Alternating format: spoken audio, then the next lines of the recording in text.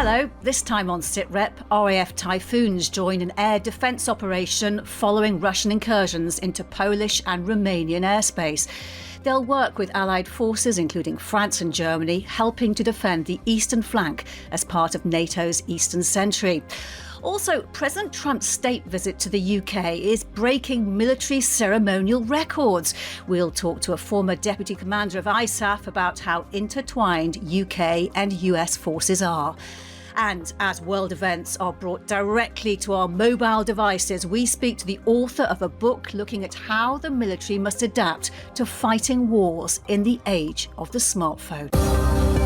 British fighter jets and an air-to-air tanker will be part of NATO's new airspace mission. Defence Explained.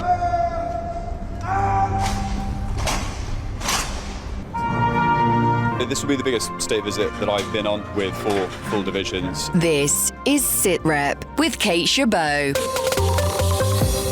RAF Typhoons will be carrying out round-trip air defence missions over Poland to counter aerial threats from Russia. It's all part of NATO's Eastern Sentry and comes just days after incursions by Russian drones into Poland's airspace and a further breach of Romanian airspace over the weekend. Mike is away this week, so a huge welcome to Dr. Karin von Hippel, who joins us for the duration. Karin is a former Director General of the Defence and Security think tank RUSI and worked at the US State Department during the Obama administration. Hi, Karin. Good to see you. How are you doing? Great. Thank you for having me. So this operation, Eastern Sentry, how significant is it and Britain's involvement?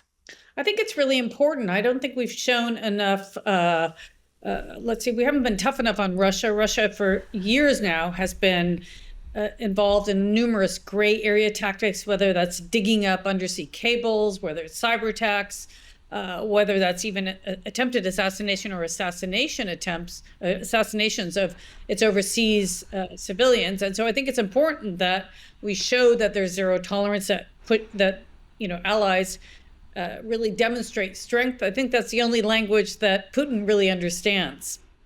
And BFBS Forces News' Simon Newton has also been looking into this. Simon, hello. Tell us about this operation. When does the air defence operation start? Well, I think the details of how this will actually work are kind of emerging, but we understood when the release came out earlier this week that it would be within days. So those Typhoons are either already flying over Poland or they're about to start those missions. The French Rafales are already there in Poland, so they may well have begun operating. And the Dutch already have F-35s in Poland as part of an existing NATO mission. So that's likely to be rolled into this one, we expect. So, it's also worth noting that Poland has essentially put a kind of dawn to dusk no-fly zone, or at least a very restrictive zone over its eastern border until December, which excludes anything except military jets in that particular area. So they're clearly preparing for this to start very soon, or it has already started. And Simon, the sorties will be starting at RAF Coningsby in Lincolnshire, a long way from Poland. They'll be supported by RAF Voyager air-to-air refuelling aircraft. How unusual is this? Well, it's a good 1,200 miles from Lincolnshire to Warsaw, so it's a very long commute for these crews. But it's actually less than the Typhoons fly when they fly missions over Yemen against Houthi targets, about 400 miles less or so. So operating like this is very common for the RAF. They've done it. They did it for pretty close to a decade on Op-Shader over Iraq and Syria. They flew these long missions over that area, so refueling several times on their way in and on their way out. So it's something they're very used to doing, something they train for. And as I understand it from talking to RAF people in the know, that one air tanker could sustain a pair of Typhoons over Poland for at least 4 hours of patrol time. So it's a very feasible operation in their eyes. And why doesn't the UK, though, base its jets in Poland like France, or at least closer? Well, initially when we read the release, because it was quite nuanced, that was what you kind of got the idea they were going to do. But then it emerged that they're actually going to do this commute. So we did have Typhoons in Poland until I think July, as part of Operation Chessman, which was this NATO air policing mission. The MOD told me, asked them that question, they said this is a much more effective and efficient way to actually operate. It means they haven't got to send all the accompanying support and the ground crews, if you like, that go with these jets. So there's a cost saving there. And there's also a diplomatic aspect to this. If they do it this way, it can easily be turned on and off. It can be more calibrated in their eyes. As I say, the French have already sent Rafales to Poland. Poland itself obviously has F-16s that it's operating, and the Germans are flying their Typhoons from Rostock, I believe, in northern Germany. So they too are doing some sort of transit in and out. How the Danes are going to operate their F-16s, though, that's not been decided yet, apparently. And what can you tell us about the rules of engagement? Not very much, really. I think I asked that question this week to NATO and to the MOD. All I really learned was that these UK Typhoons will come under NATO doctrine, NATO rules of engagement. I did try to find out, who would exactly tell these pilots to fire on Russian drones, but that's about as far as I got. I think they'll be controlled from the KOC, the Combined Air Operations Center in Udm in Germany, which is where NATO's Baltic air policing missions are controlled from. But the exact rules of engagement, however hard you dig, they are classified, so I wasn't able to find out exactly how that will work. Karin, I saw you smiling when we talked about the lack of clarity or knowledge of the rules of engagement, at least in the public arena anyway. How effective do you think the deterrent will be? Well, it's interesting. I mean, in a sense, it's almost the beginning of the deterrence force they've been talking about to support a Ukraine peace process, which would be, troops in the nearby region, and then, of course, backstopped by some sort of U.S. intelligence assets, U.S. air support. So in a sense, this is like almost an opening salvo of what that might look like. I think using fighter jets to shoot down drones is not very efficient. As we know, it's quite expensive. There's got to be other ways to do it. But yes, the concern would be, I think, as Simon was alluding to, is if it's a Russian jet with, Russian pilots in it, what happens then? And what happens if NATO forces shoot down a Russian jet? I mean, that's really, that's where you would really want to know what the rules of engagement are. It's also going to be very costly, Karin, with no set time frame. Presumably a longer term solution will need to be found. Yeah, and a longer term solution is a peace process that is backstopped by NATO forces, that's backstopped in some way by the United States. We still don't have the commitment for the United States. And of course, we need to get Russia to the negotiating table to agree on all of this. And as we know, Russia has said no NATO troops on the ground. I wonder how they're going to feel about NATO air power in the area. They're not going to like that. And we do know that Russia really does try to test the limits of our resolve in all sorts of ways. So it'll be very interesting to see how they respond to this. And Simon, it comes under the command of the Supreme Allied Commander Europe, obviously an American at the top of this. What more can you tell us about American involvement or not in this particular operation? I think, well, as Karin said, there'll undoubtedly be a big American involvement in terms of surveillance and intelligence, as there has been, throughout this conflict in Ukraine. In terms of aircraft, there's no commitment of US jets. No F-15s are going to take part in this, but there may well be US AWACS, for instance, in the air playing some sort of part. But this is purely a European operation at the moment, and it obviously feeds into that kind of burden-sharing narrative that Pete Hegseth was very keen to talk about at that NATO defence ministers meeting earlier this year. So, that the European countries need to get used to doing these things without American help.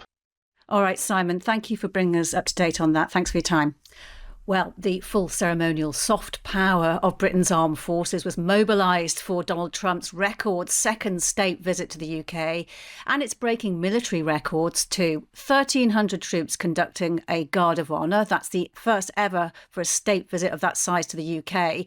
The first time beating retreat has been performed during a state visit, and it would also have been the first time the UK and US militaries took part in a joint flypast for a state visit. Sadly, that bit had to be called off because of bad weather. But what we want to ask today is, behind the dazzling show of unity, how intertwined are UK and US militaries?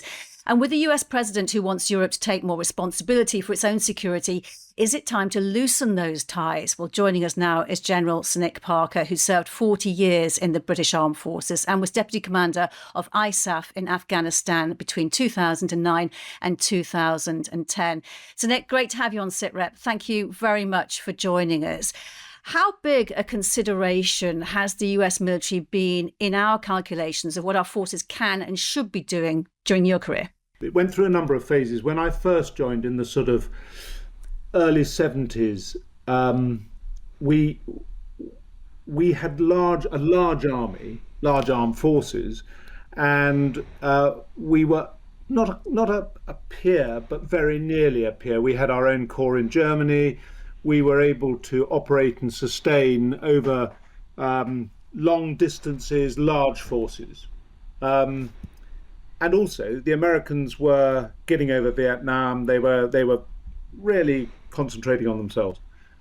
In the middle of my career, or towards the end of my career, when I first went to Baghdad in 2005, I was hugely impressed by the size, scale, and capability of the American armed forces. And I realized then that they were absolutely fundamental to the effectiveness of the overall operation. They provided, in military terms, the operational strength, and Britain had reduced its capability politically and physically to a position where it was a tactical force in a larger American operational effort. And in those circumstances, we, the sort of UK and Joint Chain of Command, learnt to integrate with this very significant American capability. And how was that integration process for you? First thing was struck me was how impressed I was with the Americans' commitment.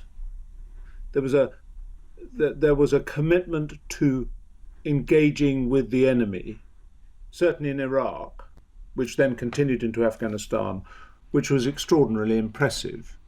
And it was backed up by capabilities that really brought them into the fight in the most effective way.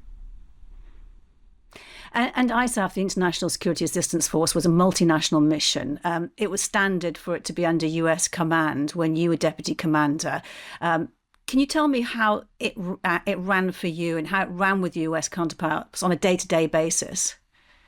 Yeah, so I had an American boss. I was the UK's national contingent commander, but my principal role was as a ISAF member of the ISAF chain of command.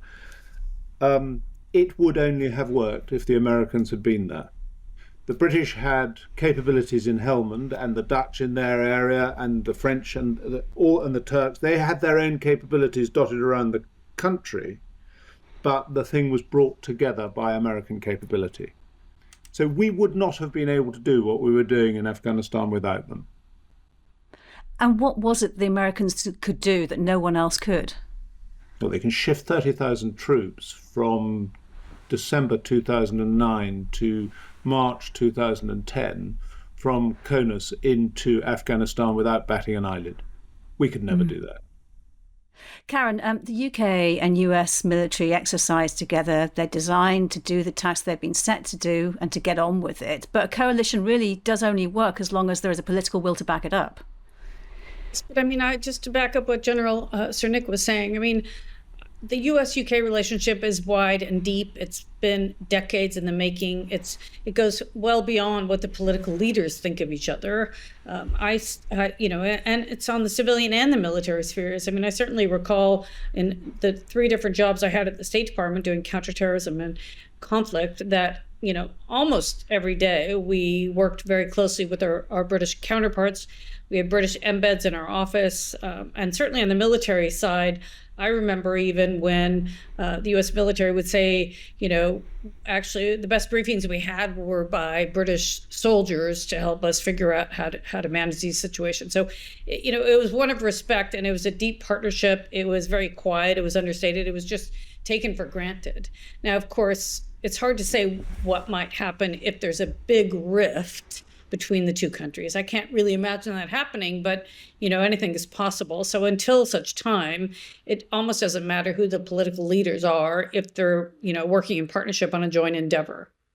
It doesn't matter who the political leaders are, Sir Nick. So is the US and the UK military, will they continue to work together as they have, irrespective of what Donald Trump says about the UK and Europe stepping up and taking more responsibility for its own security?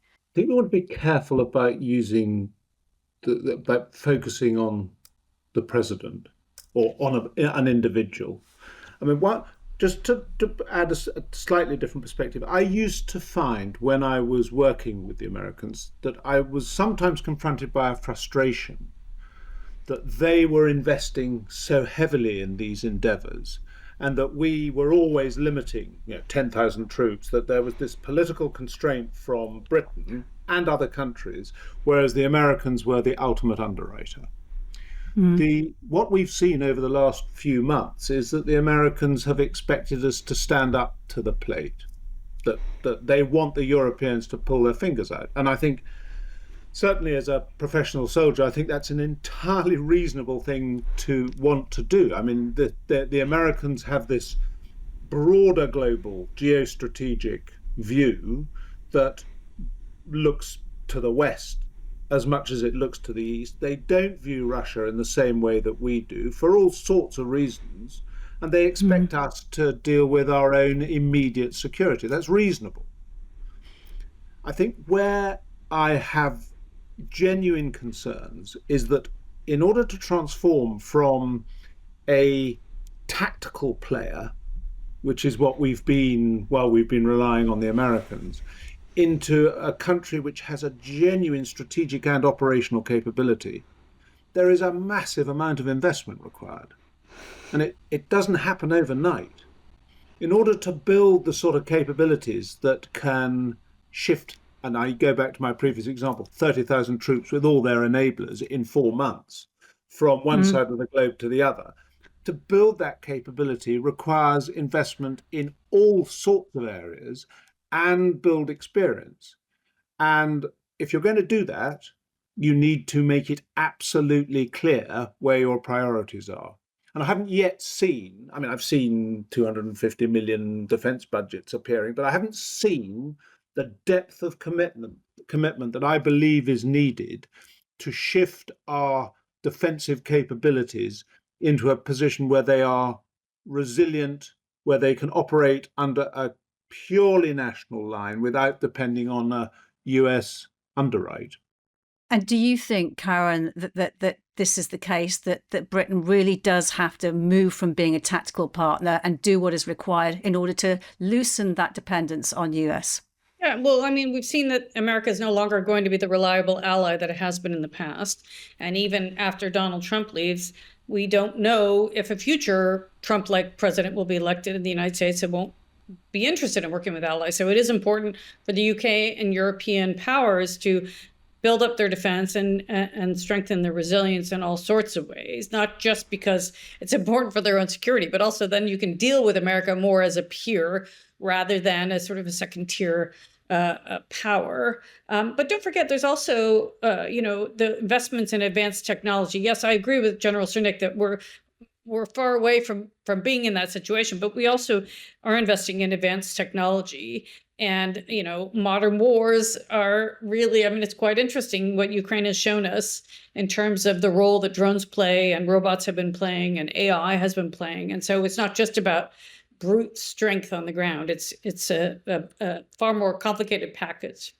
And if I can just draw, Karin, from your experience when you were Chief of Staff to General Allen in 2015, who was the US Special Presidential Envoy for the Global Coalition to counter ISIL, he had to coordinate the international coalition, including the UK.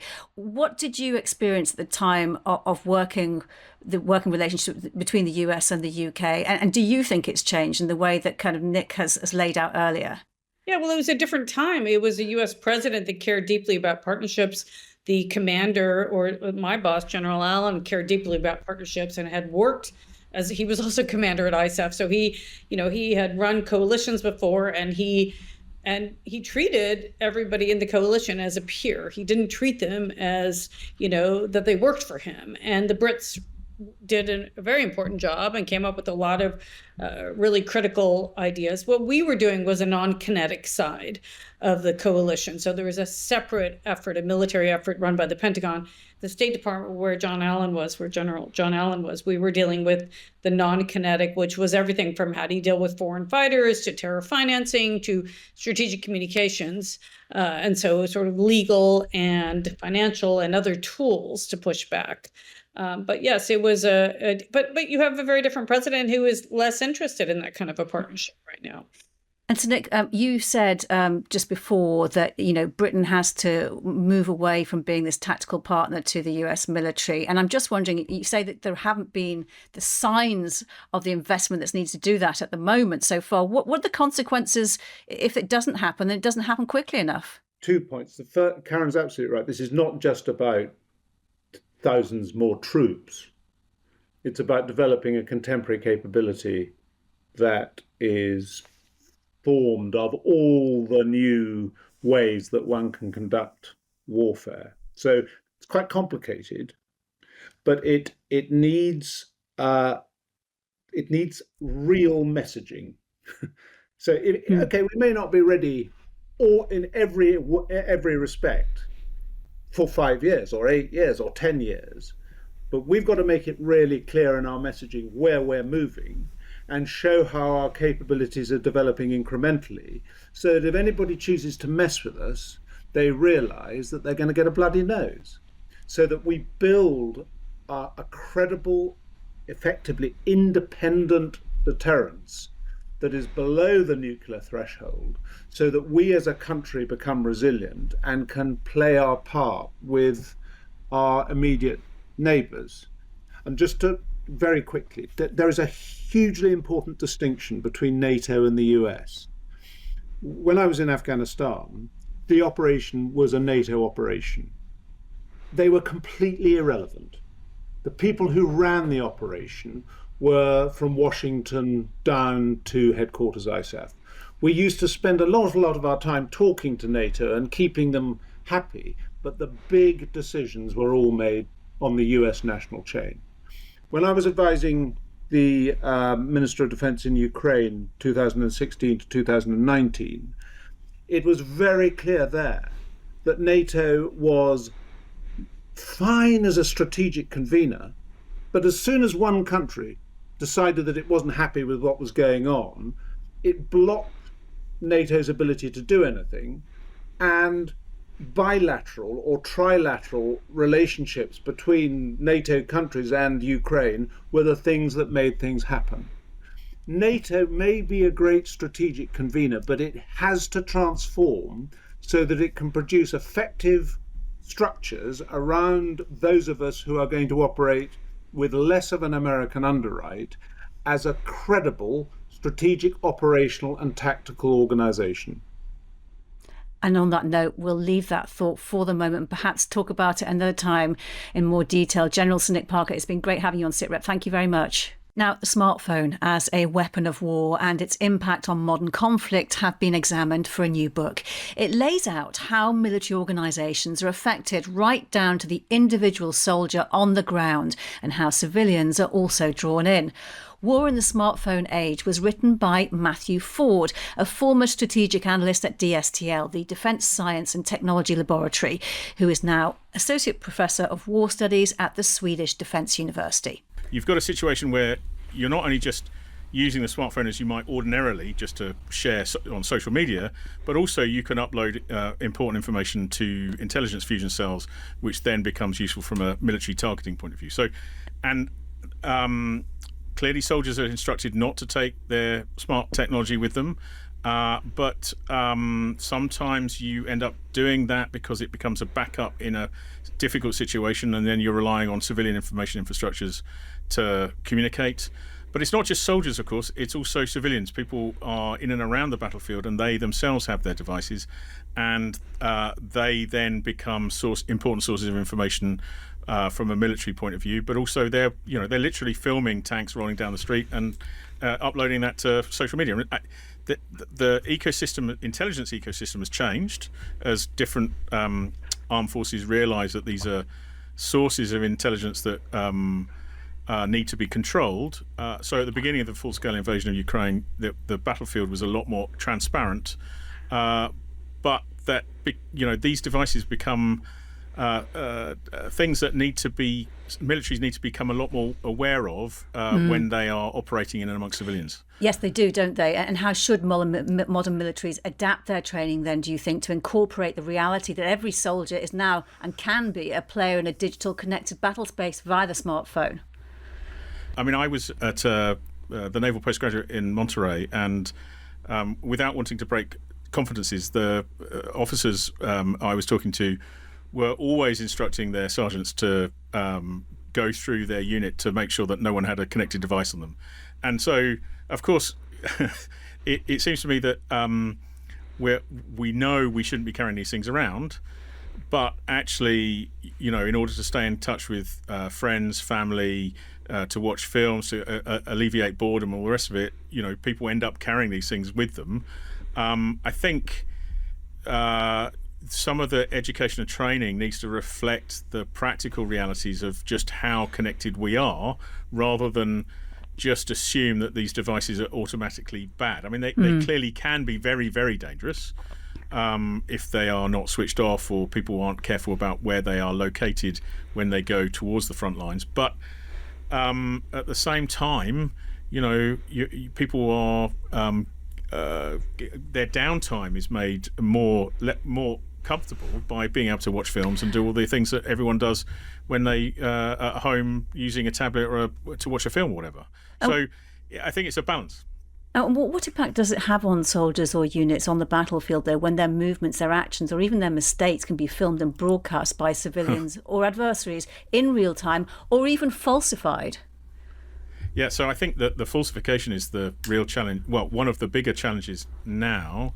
I mean, it's really hard to understand the provenance of some of this source material, and some of the research I did for my book was that was started in 2022 for this my latest book, and one of the challenges I set myself was to try and understand the provenance of some of the source material. What's taken, what images are taken by mainstream media, by journalists, by webcams or street cams, and then by helmet cams, and then by people using their phones. And so you've got to understand all of the different source materials that are available, and that then helps you make more sense as to what's going on online, and might give you a better idea as to how to differentiate between fake news and real news.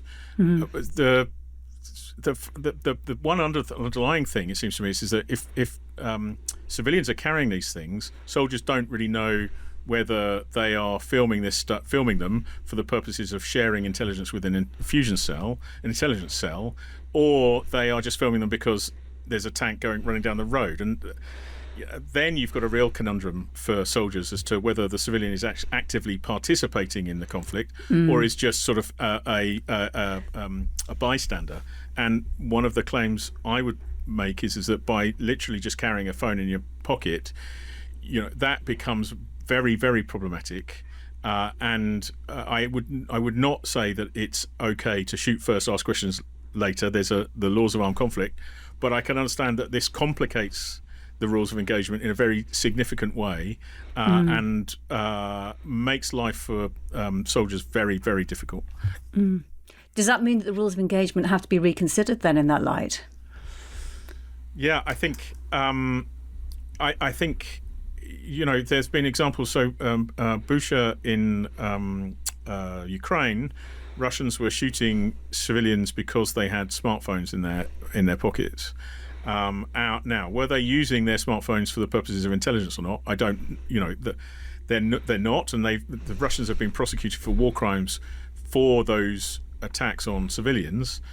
At the same time, you can see, without excusing the behaviour, you can see why they might be doing that. Now, that could also be, a actual political decision around genocide, to commit genocide. But I have to say, I don't know how we would be in this kind of situation, and I think it puts a lot of people in a lot of difficult spots, really, to be honest. And I would imagine the rules of engagement will have to be very, very tightly managed in those situations. And the problem is about the blurring of civilian and combatant roles, isn't it, through social media? How can armed forces protect their operational security?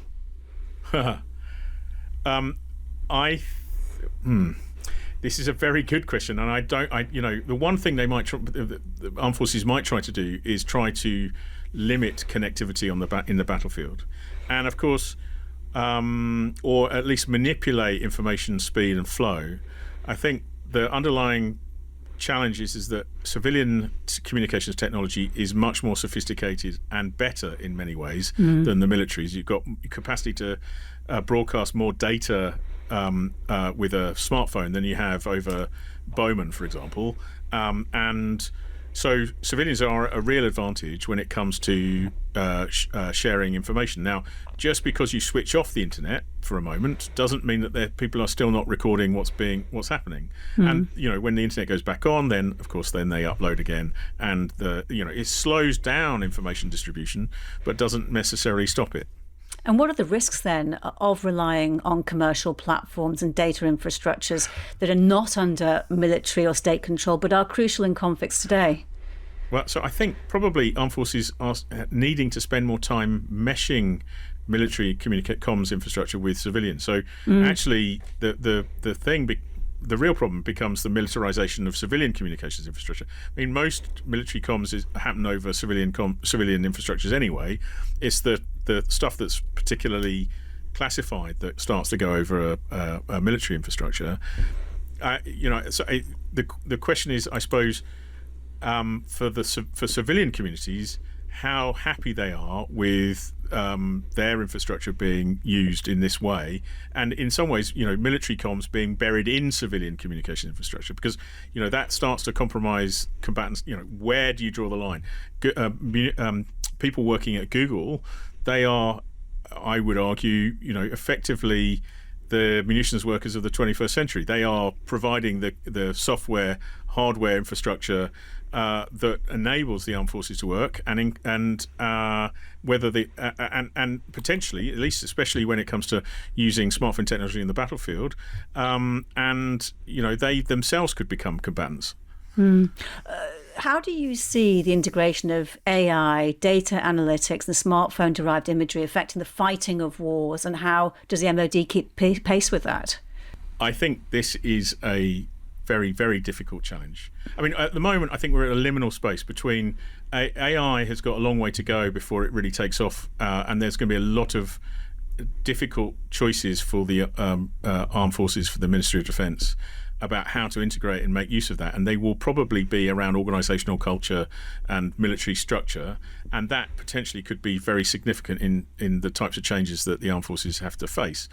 But that's assuming, of course, that these platforms can be made to work, and in the meantime we've got the kind of situation I describe in my book, where we've got an enormous availability of data producing devices like the smartphone, and somewhere down the lines we need to sift and make sense of that. Now that's no longer humanly, we can't do it as individuals. We need some computational assistance in that, and the question is whether what platforms might be used to help sift the noise, the signal for the noise. And clearly there's a lot of work being put into trying to make sense of this.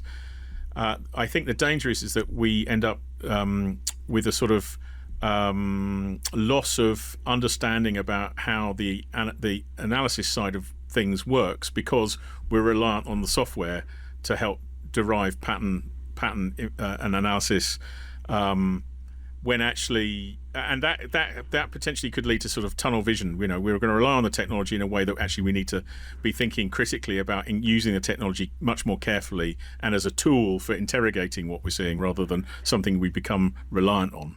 And in a word, has this made the battlefield more or less transparent? That's a really good question. I think things are more complicated, and I think you put your finger on it when you start to look at how deepfakes and other bits of information, this complicates. Both sides are aware of this, so both sides start to manipulate what might be a transparent battle space in order to try and hide the real story from inside the noise of the data that we're all producing using our smartphones. Matthew Ford, it's been great speaking to you. Thank you very much. Karin, we often talk on Sitrep about how quickly technology is developing and affecting modern warfare. You were in Ukraine quite recently. What did you observe there?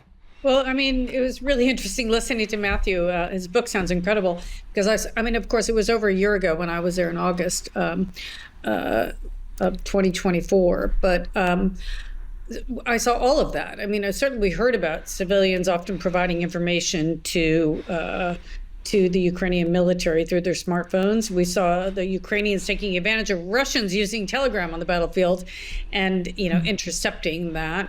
But the innovation was happening so fast, every 2 to 3 weeks, the Russians or the Ukrainians would be tweaking what they were doing and how they were responding, that it's really hard for, I think, a number of Western defense companies to stay abreast of those innovations, and they're quite cheap too. So, you often meet companies that are making drones, but they cost $1 million a drone or something, where the Ukrainians and the Russians are making them for very little money. And so I think it poses a real challenge, not just in terms of the advances in innovation, but also, as Matthew was saying, about the misinformation and the attempts at decoys and deception.